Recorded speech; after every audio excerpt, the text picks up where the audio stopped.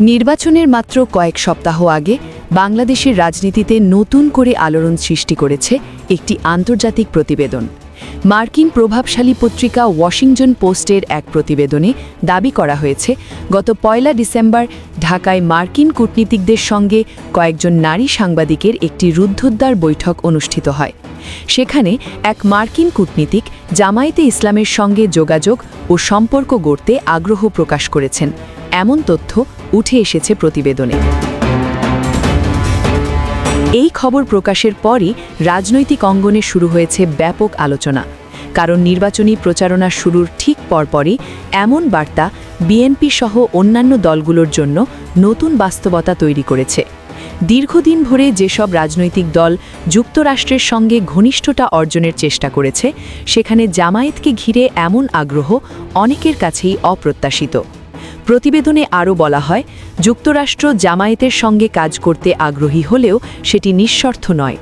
মার্কিন কূটনীতিকরা নাকি স্পষ্ট করেছেন, ক্ষমতায় গিয়ে যদি দলটি কট্টর নীতি বা কঠোর শরিয়া আইন চাপিয়ে দেওয়ার চেষ্টা করে, তাহলে অর্থনৈতিক চাপ বা নিষেধাজ্ঞার পথেও যেতে পারে ওয়াশিংটন।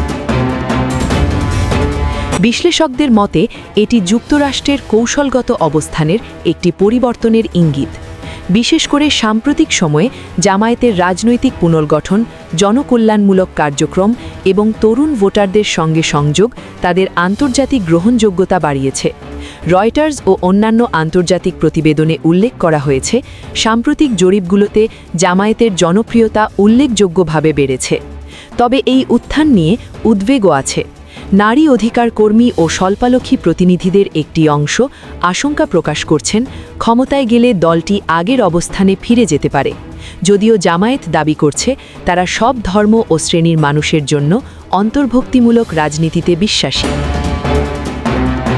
সব মিলিয়ে বলা যায়, নির্বাচনের আগে জামায়াতকে ঘিরে আন্তর্জাতিক আগ্রহ এবং বিতর্ক বাংলাদেশের রাজনীতিতে নতুন মাত্রা যোগ করেছে।